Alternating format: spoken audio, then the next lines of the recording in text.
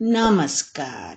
प्रस्तुत है आचार्य चतुरसेन शास्त्री की कहानी आचार्य चाणक्य। अब से कोई 2000 वर्ष से भी अधिक पुरानी बात हम कर रहे हैं। उस समय पाटलिपुत्र में शूद्र राजा महाधननंद सिंहासन पर विराजमान था। यह महान नृपति एकराट एक छत्र था। इसके पिता महापद्मनंद ने अपने काल के सब क्षत्रिय राजाओं का संहार करके पुत्र के लिए एक छत्र राज्य निष्कंटक किया था।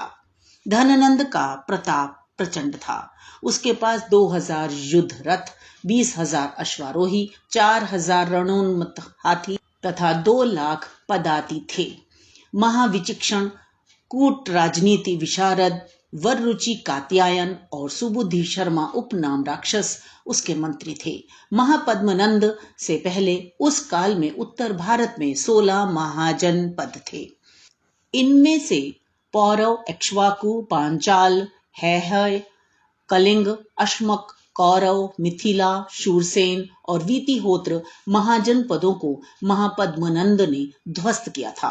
इस प्रकार उसका महाराज्य रावी नदी के पूर्व तट को छू गया था। उन दिनों वाराणसी, पाटलिपुत्र और तक्षशिला में प्रसिद्ध विश्वविद्यालय थे, जिनमें तक्षशिला विश्व विश्रुत था। यहाँ 103 छत्रधारी राजाओं के उत्तराधिकारी राजपुत्र पढ़ते थे तथा दिग्दिगंत के महामेधावी छात्र आते रहते थे। चैत्र के शुक्ल पक्ष की त्रयोदशी थी। पाटलिपुत्र में उस दिन बड़ी धूमधाम थी। राजप्रासाद में महोत्सव हो रहा था और सब नगर नागर राजाज्ञा से आनंद मना रहे थे। ठौर ठौर दुदुम्भी भेरी बज रहे थे। लोग दीन दुखियों को अस्त्र वस्त्र बांट रहे थे। हाट बाजार, घर बाहर सभी जगह लोग आनंदोत्सव में मग्न थे। पूर्व वधुएं मंगलगान और मंगलोपचार कर रही थीं। नगर नागरों ने अपने अपने घर के द्वार पर मंगल कलश, तोरण आदि सजाए थे। वे मंगल सूचक शंख ध्वनि कर रहे थे। राजप्रासाद में बड़ा उल्लास था। जिधर देखिए उधर नृत्य, गान, पान गोष्ठी हो रही थी। आज सभी के लिए राजप्रासाद का प्रांगण खुला था। सब कोई वहां जा आ सकते थे। याचकों को यथेच्छ वर मिल रहा था। ठौर ठौर बंदीगण और कुशलवी प्रशस्ति गान कर रहे थे। ब्राह्मण स्वस्तयन पाठ कर रहे थे। यज्ञ, हवन, दान, पूजन, बलि, स्तवन जहां देखिए वहीं कुछ न कुछ हो रहा था। मृदंग, मंजीर, तूणीर के निनाद से दिशाएं पूरित हो रही थी। आज परम आनंद का दिन था। महाराज धननंद की नई रानी ने एकमात्र महाराज्य के एकमात्र उत्तराधिकारी पुत्र को जन्म दिया था। महाराज की आज्ञा से राज्य भर के बौद्ध विहारों, चैत्यों तथा देवस्थानों में शिशु सम्राट के दीर्घ जीवन की प्रार्थना हो रही थी। राजप्रसाद में एक वृहत राजसभा के बीच नवजात शिशु को भारत का भावी सम्राट उद्घोषित और अभिषिक्त किया गया था। इस समय महाराज धननंद का प्रबल प्रताप तप रहा था। नवजात शिशु सम्राट की अभ्यर्थना के लिए सब सामंत, करद राज्यों के राजे, भूस्वामी तथा वणिक सार्थवाह बहुमूल्य उपानय लेकर आए थे। उनके लाए स्वर्ण रत्न, मुद्रा, कौशेय, पाटंबर, हाथी, घोड़ा, रथ, यान, पालकियों की राजप्रासाद में इतनी रेलपेल हो रही थी कि उपानय वस्तुओं को यथास्थान रखने और मनुष्यों को खड़े होने का स्थान ही नहीं मिल रहा था। उपानय भेंट अर्पण करने को राजा लोग पंक्तिबद्ध चले आ रहे थे। उनके साथ दास दासी उपानय सामग्री लिए बोझ से दबे दिन भर खड़े रहकर थक गए थे, पर अभी उनकी बारी ही नहीं आई थी। दंडधर, द्वारपाल, कंचुकी उन्हें दम दिलासा दे रहे थे। ठहरो, अभी ठहरो, आपका उपानय अभी स्वीकार होगा। और जिसका उपानय राज प्रासाद में पहुंच जाता था वह कृत्य हो प्रासाद के रास रंग में आनंद मग्न हो जाता था। दासियां, गणिकाएं सब आगंतुकों को गंध, माल्य, पान से सत्कृत कर रही थीं। अतिथि उन सुंदरियों के सानिध्य में उनके दिए हुए चंदन का अंगों पर लेप किए हंस हंस कर माध्वी, मैरेय, गौड़ीय आसव पान कर उल्लास में सराबोर हास्य, विनोद, आलिंगन का आनंद ले रहे थे। सुवासित मदिराओं की वहां जैसे नदी बह रही थी। भांति भांति के मांस, मिष्ठान, पकवान पक रहे थे और अतिथि तृप्त होकर खा पी रहे थे।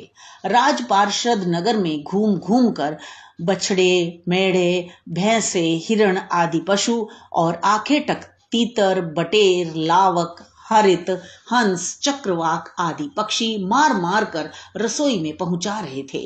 आहार द्रव्यों का पहाड़ सा लगा था जो खत्म होता ही न था और भी आता जाता था।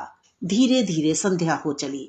नगर असंख्य दीप मालिकाओं से जगमगा उठा। राजपथ पर अब भी हाथी, रथ, शकट, शिविकाओं की भरमार थी, परंतु राजमहालय के पृष्ठभाग की संकरी गली में अंधेरा था।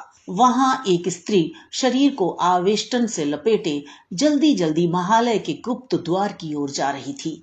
इसी समय महालय के गुप्त द्वार की ओर से एक पुरुष निकला। पुरुष तरुण था। उसकी कमर में खड़क बंधा था तथा बहुमूल्य कौशेय परिधान पर वह असाधारण महार्ध रत्नाभरण धारण किए हुए था। मध्य के मद में उसके नेत्र लाल हो रहे थे, वाणी स्खलित हो रही थी और उसके पैर लड़खड़ा रहे थे। उसके साथ एक सेवक था जो उसका धनुष और तुणीर लेकर पीछे पीछे चल रहा था। स्त्री को आते देख उसने स्खलित वाणी से कहा, ठहर जा, ठहर जा। इसके बाद उसने चर से कहा, चरण देख तो, यह कोई सामान्य प्रतीत होती है, सुंदरी भी है या यूं ही टेसू है। चर ने आगे बढ़कर स्त्री का आवरण खींचकर उतार दिया। स्वर्ण की भांति उसकी अंग दीप्ति से गली का अंधकार उज्जवल हो उठा। आह, सुंदरी है महाराज, युवती भी है या ढड्डो है? नवीन वय है, यौवन का उभार खूब है, तो देख, अच्छी तरह देख। चर ने निशंक अंग प्रत्यंग टटोलने आरंभ किए। सूंघ कर श्वास गंध ली। स्त्री लाज से सिकुड़ गई और भय से थर थर कांपने लगी। चर ने कहा, रमण योग्य है महाराज, गुदा गुदा संपुष्ट यौन है। जिसे महाराज कहकर पुकारा गया था वह व्यक्ति आगे बढ़ा। उसने घूर कर स्त्री को देखा। स्त्री ने फूलों का श्रृंगार किया था। मुख पर लोध्र रेणु मला था, चरणों में अलक तक, होठों पर लाक्षारस, कंठ में मणिहार और कानों में हीरक कुंडल, वक्ष पर नीलमणि जटित कंचुकी। अवस्था कोई 20 बरस, जूड़े में शेफालिका के फूल। पुरुष ने भली भांति ऊपर से नीचे तक निहार कर कहा, अच्छा श्रृंगार किया है सुंदरी, चल आज का श्रृंगार मुझे दे, मेरे साथ विहार कर। स्त्री ने भयभीत होकर कहा, नहीं नहीं, मेरे आज के श्रृंगार को खंडित मत कीजिए। आज का श्रृंगार मैंने महाराजा धीराज के लिए किया है। मैं भी एक प्रकार से महाराजा धीराज ही हूं, उनका भाई हूं। क्यों रे चरण, क्या कहता है? आप महाराजा धीराज हैं महाराज। बस तो ला, आज का श्रृंगार तू मुझे दे। उस महाराज नामक व्यक्ति ने स्त्री का हाथ पकड़ लिया। नहीं नहीं, मुझे छोड़ दीजिए, छोड़ दीजिए महाराज। अरे चरण, इस मूर्खा को समझा, यह अपने सौभाग्य को ठुकरा रही है। हतभाग्या है रीतू, नहीं जानती, महाराज प्रसाद में रत्नाभरण देते हैं। परंतु स्त्री ने जोर लगाकर अपना हाथ छुड़ा लिया और उस तरुण को पीछे धकेल दिया। तरुण मध्य के नशे में लड़खड़ा रहा था। धक्का खाकर भूमि पर गिर गया।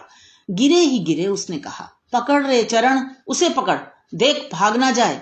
चरण ने आगे बढ़कर कहा, क्या कोड़े खाएगी? कोड़े नहीं रे चरण, तू अभी इसका सिर खड़क से काट डाल। दुर्भाग्या ने इतना अच्छा माधवी का मद मिट्टी कर दिया, काट ले इसका सिर। चरण ने आगे बढ़कर उसका हाथ जोर से पकड़ लिया। इसी बीच उठकर तरुण ने 2-3 लात उसके मारी। स्त्री जोर जोर से रोने लगी। गली में 10-5 आदमियों की भीड़ जुट गई। भीड़ में एक ब्राह्मण भी था। ब्राह्मण बड़ा ही कुरूप, काला और दरिद्र था। उसकी कमर में एक मैली शाटिका थी, कंधे पर मैला जनेऊ। उसके 2 बड़े बड़े दांत होंठ से बाहर निकले हुए थे। उसकी टांगें टेढ़ी थीं और वह कुछ लड़खड़ाता सा चलता था।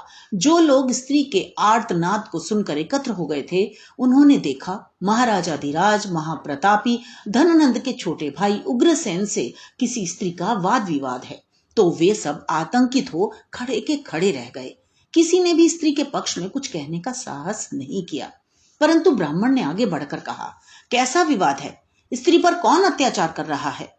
ब्राह्मण की धृष्ट वाणी सुनकर चरण ने कहा, अरे ब्राह्मण, क्या तू हमारे प्रबल प्रतापी महाराज उग्रसेन को नहीं जानता, जिनके चरण नख सब जनपद नरपतियों के मुकुट मणियों की दीप्ति से प्रतिबिंबित हैं?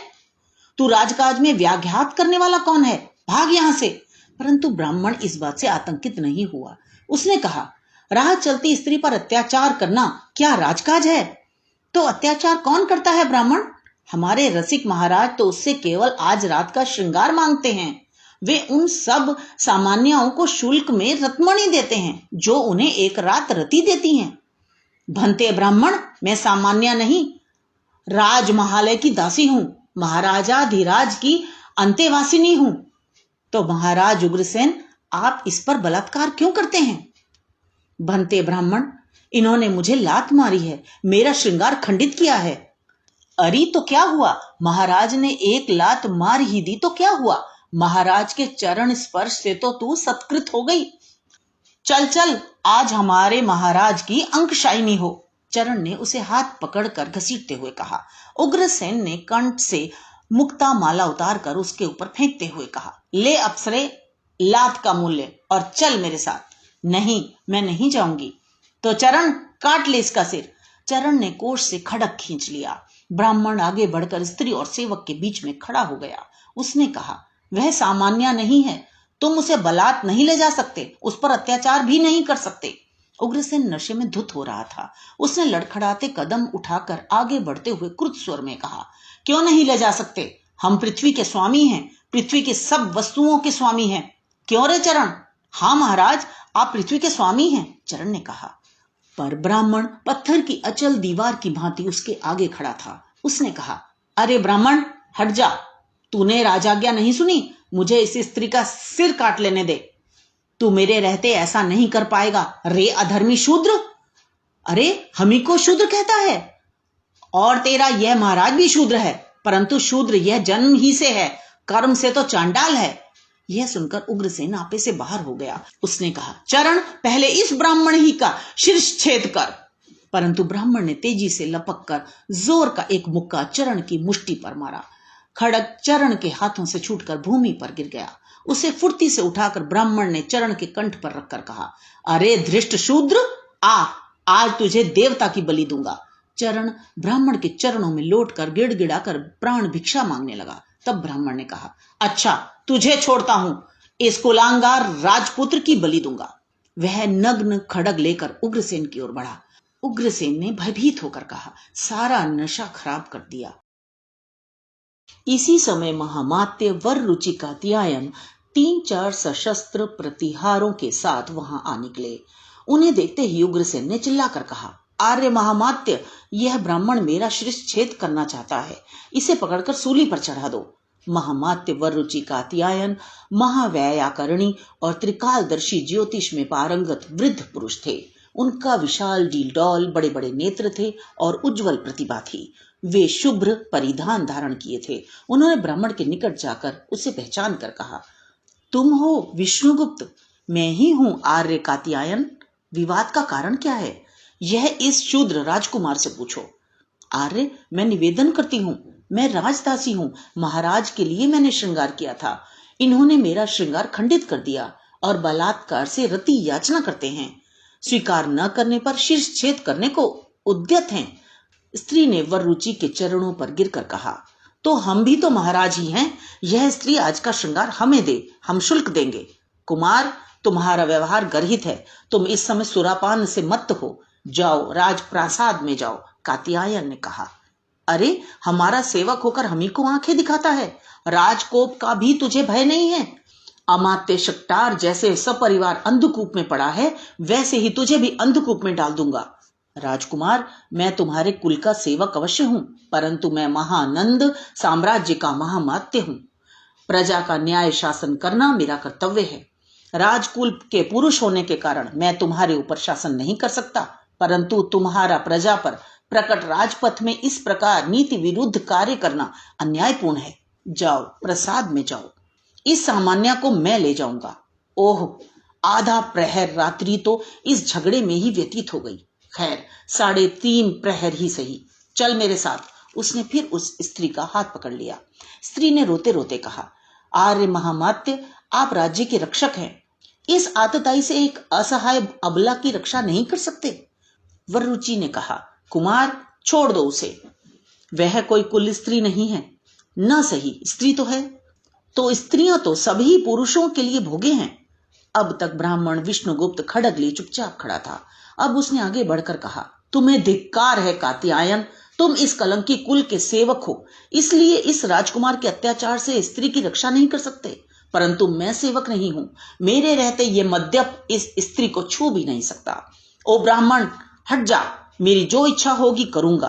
कात्यायन अब खड़ग हस्त होकर आगे बढ़े। उन्होंने कहा, तुमने ठीक धिक्कारा विष्णुगुप्त, ब्राह्मण होकर शूद्र की दास्ता धिक्कार योग्य ही है, पर प्रजा पर शासन तुम्हारा नहीं, मेरा काम है। आवश्यकता होगी तो इस राजकुमार का शिरश्छेद मैं ही करूंगा। सब नशा खराब कर दिया। इस अमात्य को सवेरे शक्तार के पास अंधकूप में कैद करूंगा। चल चरण, लौट चल, ऐसा अच्छा नशा खराब हो गया। यह कहता हुआ उग्रसेन लड़खड़ाते पैर रखते हुए वहां से चला गया। विष्णुगुप्त ने पुकार कर कहा, अपना यह खड़ग तो लेते जाओ राजकुमार। और उसने वह खड़ग हवा में उछाल दिया। फिर स्त्री से कहा, चलो मैं तुम्हें राजद्वार तक पहुंचा दूं। नहीं विष्णुगुप्त, कष्ट न करो, मैं इसे अपने साथ महालय ले जाता हूं। चल शुभे, तुझे अंतःपुर में सुरक्षित पहुंचा दूं। यह कहकर महामात्य कात्यायन उस स्त्री को साथ लेकर राजमहालय की ओर चले गए। विष्णुगुप्त भी एक ओर को चल दिया। भीड़ के लोग उस कुरूप ब्राह्मण के साहस की चर्चा करते हुए तितर बितर हो गए। तो ये तो थी कहानी। मुझे आशा है आपको पसंद आई होगी। कमेंट्स में लिखकर जरूर बताइए कि आपको किस तरह की कहानियां पसंद हैं। आप कौन सी कहानी सुनना पसंद करते हैं। तो मिलते हैं अगली कहानी में। धन्यवाद।